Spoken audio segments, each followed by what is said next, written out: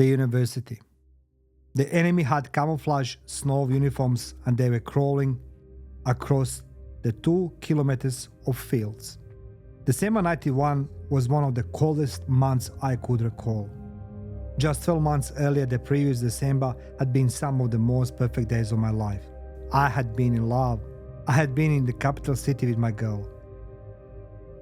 To be surrounded with the people in a technologically advanced city with so much to discover and explore was wonderful. I remember I often went to church and prayed, thank God for everything that was happening in my life. I was conscious of things changing around us, but I decided not to believe it. Then they changed forever. Snow started falling towards the end of November, and December we finally got our first winter uniforms. Camouflage ones with the proper boots and socks. Interesting enough, I never been paying for the previous 5 months. I didn't have money. I didn't have anything, but I didn't expect anything either. I didn't know any better. It was just the war. I decided to believe that there was a reason for everything. There was something higher than me. My imagination often started reminiscing of my days spent with the girl who I love most. The girl who is now 150 kilometers away in the Serbian capital city of Belgrade. Going to school and living a very different life. They had no war. I didn't know what a dire situation Croatia was in. Daytime Serbian TV was all about dancing, singing, and enjoying life. Meanwhile, Croatian national TV was full of misery, suffering, and pain. It was no wonder when the TV news was all about the war. The beginning of December marked terrible news, as Croatia had lots of territory lost. A lot of land, villages, and smaller cities. The fences were crumbling everywhere. But we had good leadership in the capital city, with experienced soldiers who had strong allegiance to the cause and desire to win. When I look back, the enemy motivated us further as were the occupied territory that destroyed everything.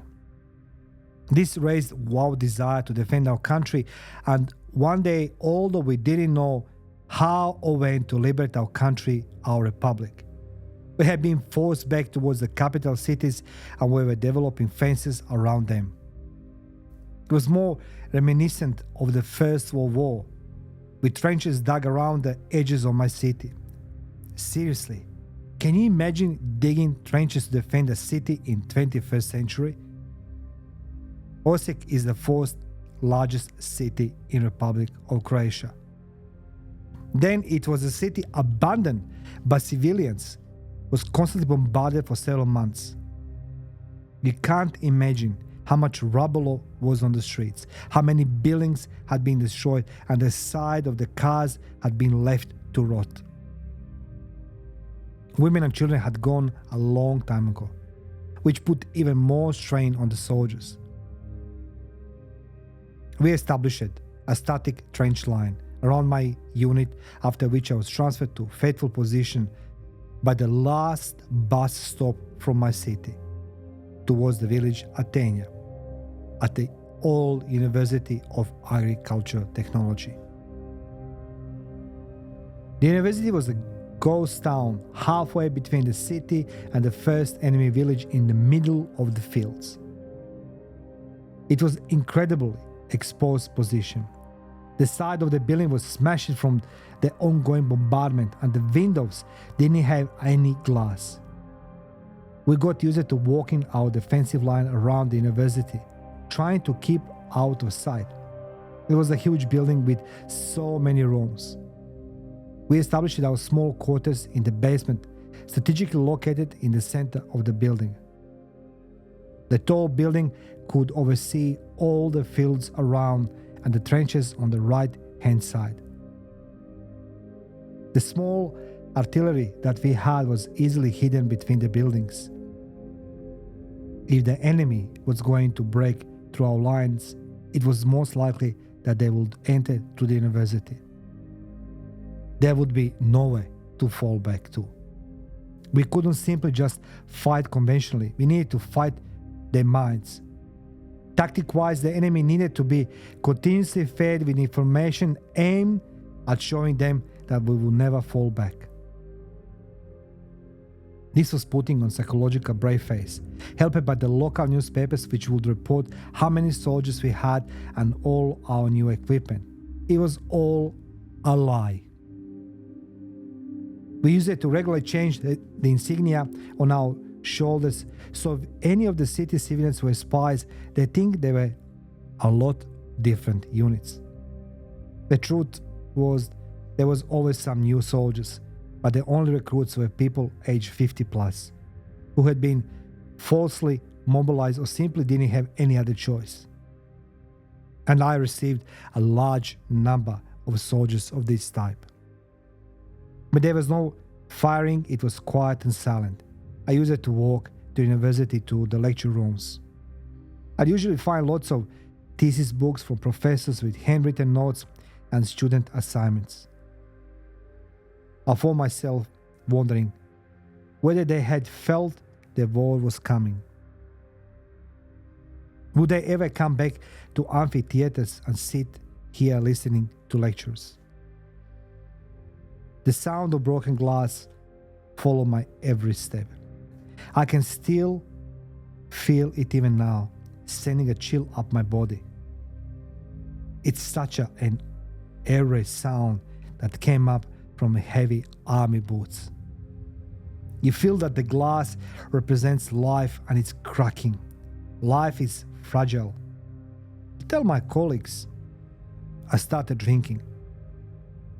Some type of alcohol is always available. You find yourself having that glass of wine or beer or whatever pills you could find. Yes, you start with the pills for headache, pills for colds. They number the pain because you were continuously cold and could feel pain in many forms. I don't remember how many times I felt every single fracture in my body, but the cold weather made them genuinely so painful.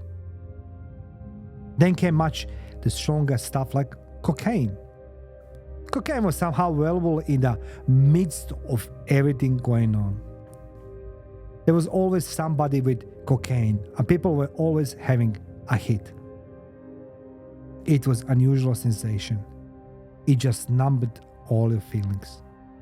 We talked a lot about many things, and I struggled to listen to the older soldiers. They were at least 10 years older than me, but I felt just as old in my body. In just a few short months, I had aged so much. I didn't pay attention because I didn't know whether I was going to live another day, another month, or another year. All I knew was that this was the job of being professional in the armed forces. Older soldiers were typically worried about their kids and their wives. Me, I couldn't relate to their feelings of not being with their kids, but I could understand. Constantly thinking about their wives were cheating on them. Most of these feelings were correct. They had been cheated on. They had been left and dumped. Their families had left to be refugees in other countries like Germany, Austria, and Hungary. I was thankful to God that I didn't have burden of worrying about my children or wife and what they were doing, where they were, or even if they are alive. It is difficult to understand that you had a life a few weeks ago in your cozy house and then suddenly you have to leave because you are afraid. So many of the people I met in my previous life were rough, tough guys. But the moment the war started, when there were opportunities to take up arms and defend the fatherland, they ran away. Cowards. Total cowards. From time to time I would judge others. Then I stopped being so judgmental and said to myself, I could be somewhere else, but my parents didn't want me. Listening to all this story was traumatic. I was called back into the headquarters and spent 5 days in sniper school, training to be a line sniper. But not the kind who went behind enemy lines. There are two different snipers in the military. One a static sniper on the line, and one who goes behind enemy lines and carries out different type of killings or scouting observations. In those 5 days I learned a lot about how to be still, how to be calm, and how to accept life and death. Another pupil was a female surgeon. She was asking the finer points, where to shoot with the bullet, what to hit. How easy it's to snatch a life from somebody, I thought. Funnily enough, a good friend of mine called Alex was learning next to me. I know him for many years. We have done a lot of beautiful things together, including going out and chasing girls. Now, here we're training to become snipers. We were allocated to be paired and returned to university. I would take a position in the far corner of the room and set up my 48 carabine 7.9mm as highly as possible. I would observe the enemy's movements and write reports. From time to time we got green light to shoot. The aim was just to disturb enemy soldiers who went past regardless of their rank. It could be an infantryman, a tank member or an officer. Nobody cared. We knew we were helping, saving a lot of kids. The scariest time was at night. On Christmas Eve, there were 30 of us at the university. We were surrounded by open space and the flat fields. I used it to talk to the stars. It was so cold and the sky was perfectly clear. I was imagining being somewhere with a few girls, having drinks and enjoying ourselves. It's hard to comprehend what goes inside your mind where you are on a watch with another person. You become a lone individual whose life was dependent on somebody else next to you. All we could talk about was the war or the girls. War girls, and what we wanted to do one day. In the meantime, when Alex was sleeping, I would be at the observation post. Every time I saw a shooting star, I would make a wish to be happy, to survive the war, and to be with my girl. Sometimes around 10 p.m. that night I spoke with Alex and he said, "Do you see the snow moving?" We didn't have any night vision, binoculars, so had to rely on our pure senses and the training we had done. I told him it was just snow. Half an hour later, Alex commented that the snow had come closer to the edges of university. Funny. I changed my position and looked out the window. I saw that the snow had been flattened by the weight of bodies. You could see the lines in the snow, like so many worms, giant worms coming towards us. The enemy had camouflage snow uniforms and they were crawling across the 2 kilometers of field from the villages. Just before the midnight, the shelling started. The enemy wanted to remind us that we would not be having Christmas. There would be no drink next to Christmas tree with the family. We were trying hard to cling on to our senses of determination. We all hoped that the war would finish and we were going to be able to leave the city. As soon as the shelling started, I told Alex I thought that had entered the building.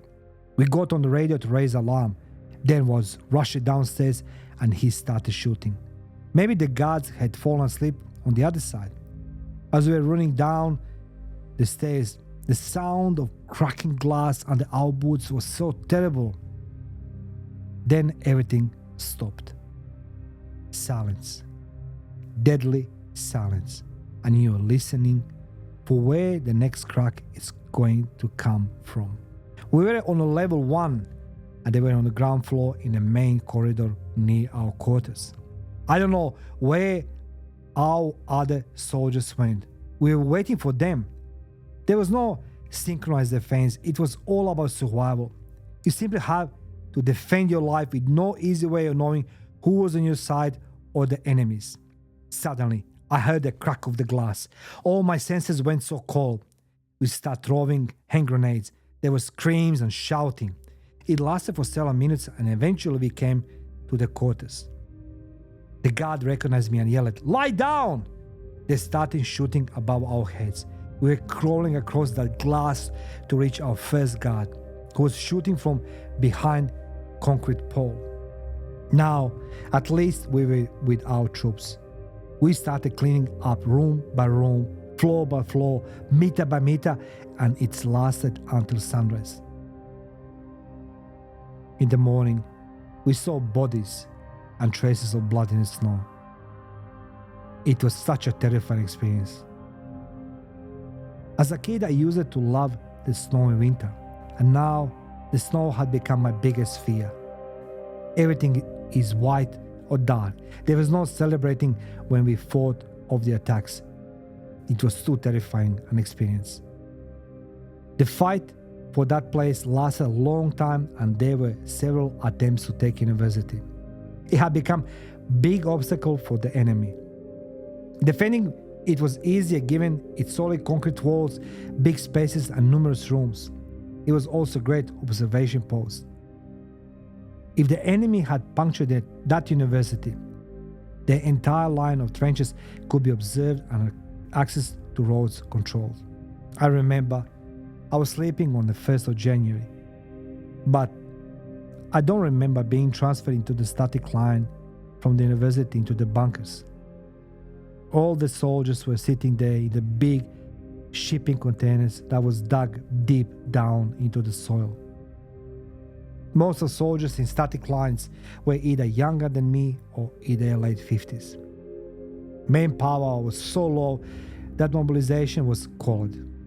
No doubt that younger guys wanted to feel the thrill of war. I remember them coming in unshaved with long hair. They were cheerful and happy, but sooner than later I saw that sparkle in their eyes disappearing. It reminded me of myself 6 months ago. The guys spent most of the time making the fires to keep everyone warm. Professional soldiers like me were always on lookout duty and filling sandbags. I had my M53 heavy machine gun. It had powerful 7.9mm caliber, which was almost equal to the German model MG42 and MG34. I used it to man in the previous months. The only difference was this was the Yugoslavian version. The frost was so strong that metal would stick to the metal. I was ordering everybody to keep the weapons oiled and clean, and from time to time to shoot a few bullets just to make sure that metal would not stick.